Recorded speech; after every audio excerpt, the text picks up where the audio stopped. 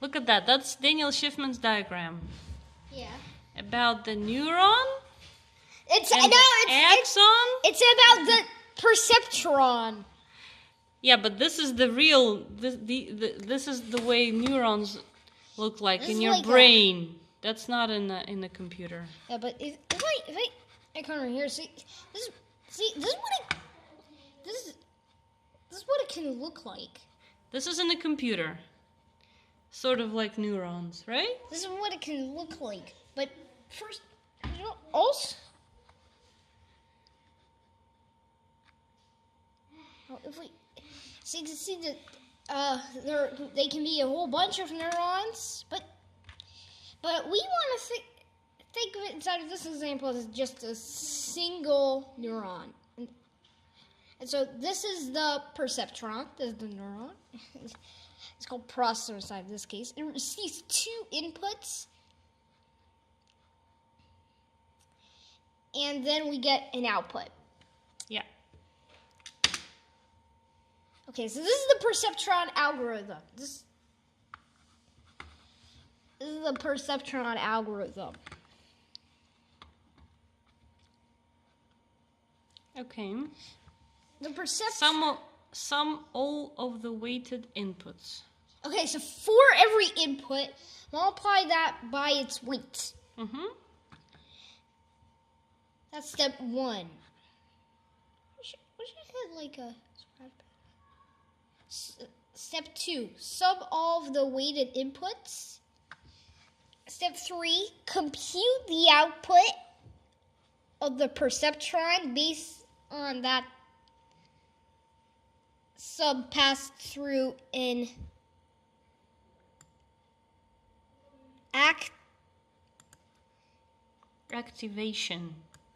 Activation function. Activation function. In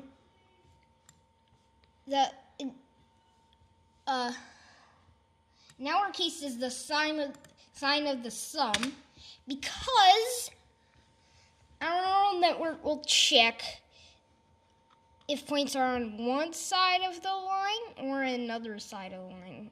I'm going to just come over here and comment this out. This is you've already done this coding challenge in processing, just the way Daniel was showing it. So this is it got everything correct now. So let's make it more interesting. What did you do now?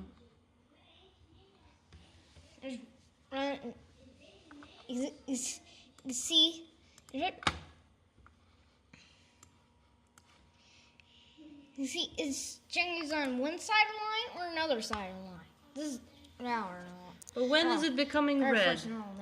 Why are those? If it's wrong, if it's wrong, it's red. And why did it go in batches? Several red ones and then several other red ones in groups. That's because I'm making a little animation where I'm training one point at a time, and then once I get to the last one, I'm starting over. Oh, okay. So, and you were also thinking of making a trainer object. You told me, but you didn't do that. So I haven't.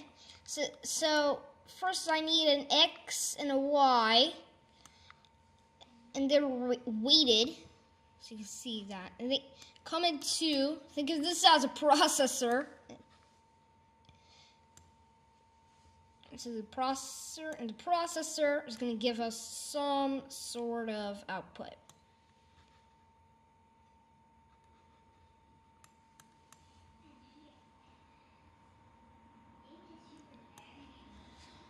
And what is that? And if, by the way, we have multiple lines, we also need something called the bias. The bias. I didn't know what it does yet. But you can see it also has, the bias is also an input, so it also has a weight. So, and it also comes into the processor, and the processor gives us an output from that.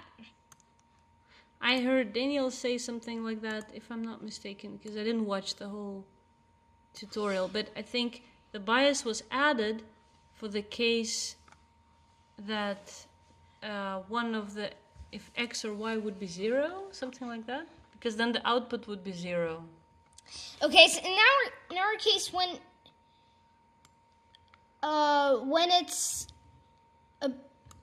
it's above y equals x, it would give me a positive 1.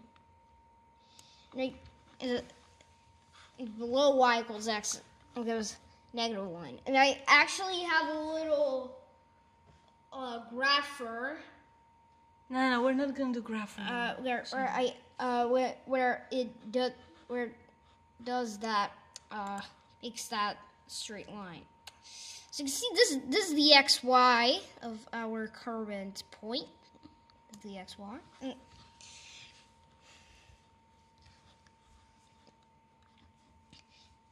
you can see there's the x is the first input, the y is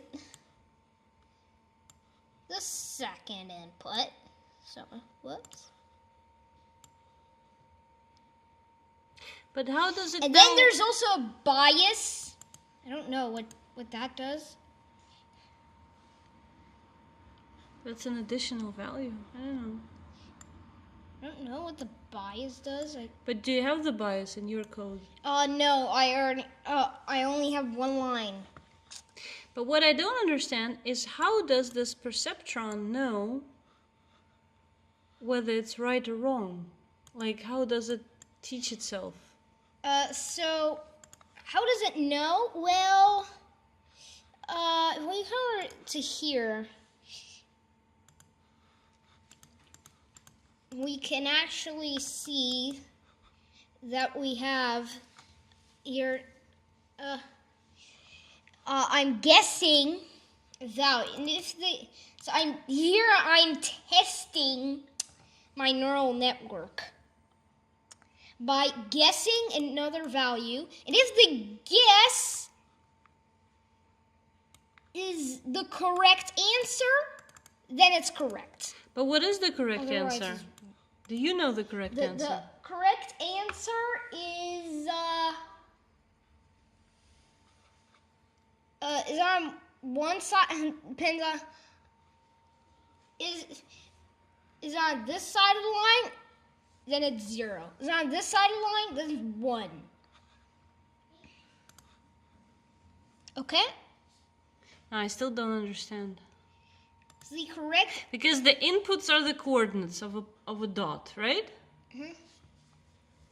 And we get, is it on one side of the line or the other side of the line? But then the output can only be one thing. When the coordinates are known, like I know the coordinates of a dot. I know it's x and it's y. It's gonna guess a -1 or a 1. It's gonna get. But why should you guess if you get like the input is exact? So why don't you know the exact output? Why do you have to guess?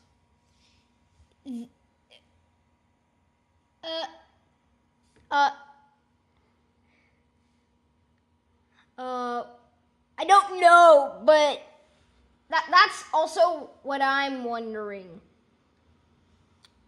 That's also what I'm wondering. That's not clear to me.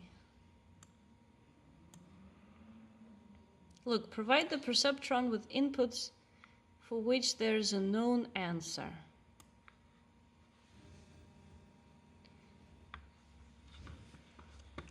But how do you ask the perceptron to guess the answer?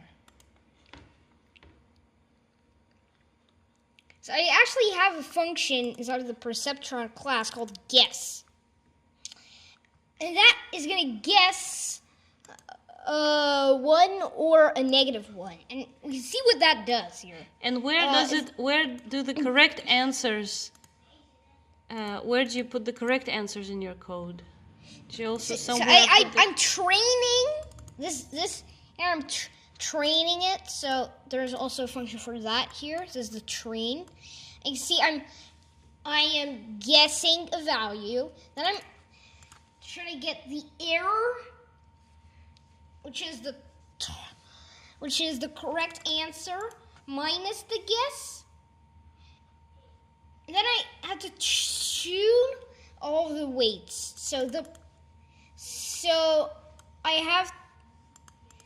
you can think of it as like if I copy paste that inside my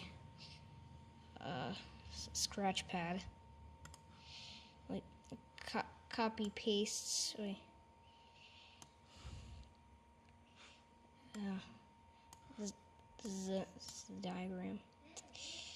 Wait. Come on. I'm out of control. Oh, there we go. Hey. Oh. Yeah, there we go. Copy image. And I think there's an ability to paste an image inside my scratch pad. It only works inside of Microsoft Edge. Huh.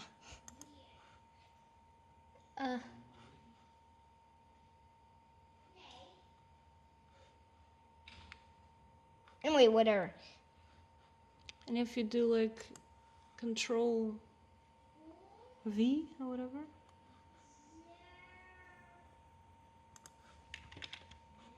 No. Anyway.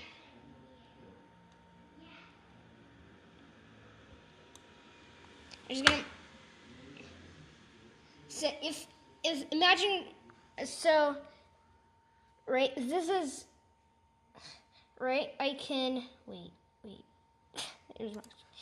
If I have an X and a Y,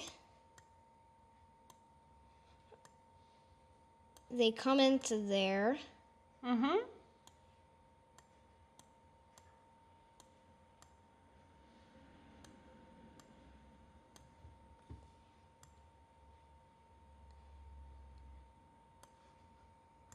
This doesn't look like a circle.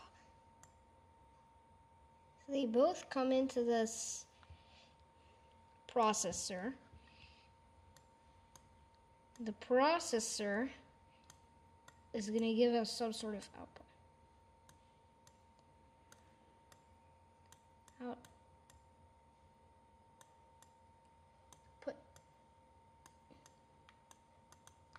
Okay, so by the way,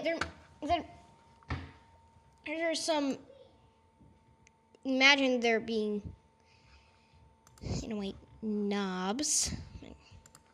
I draw some knobs. Okay.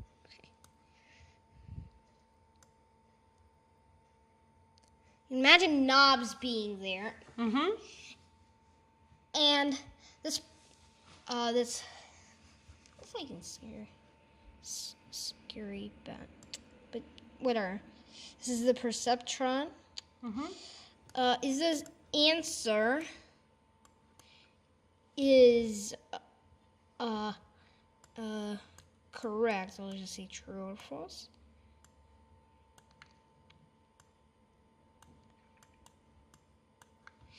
If the answer is correct, I'm gonna then I want to do nothing. Nothing.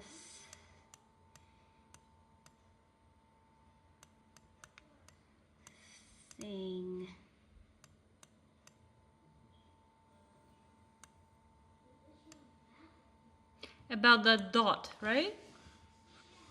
Wait, no. Erase.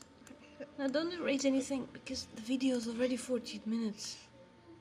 So we gotta finish. If the answer is no, so just write false.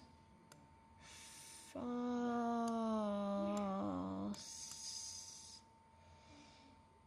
Okay, false. Mm-hmm. Then we got to tweak some knobs of the perceptron.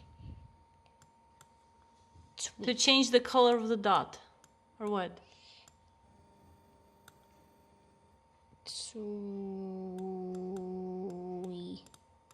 Okay, there we go. Tweak.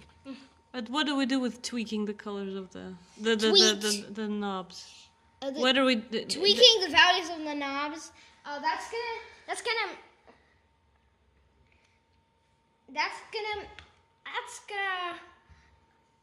point us towards the correct answer. So, by the way, right. So, if the answer is yes, I'm gonna say perceptron. Great. You're great man. I'm gonna just. The answer is no. It's not. Its answer is not correct. I'm gonna say perceptron. You made a mistake, and let's tweak some knobs of your algorithm, and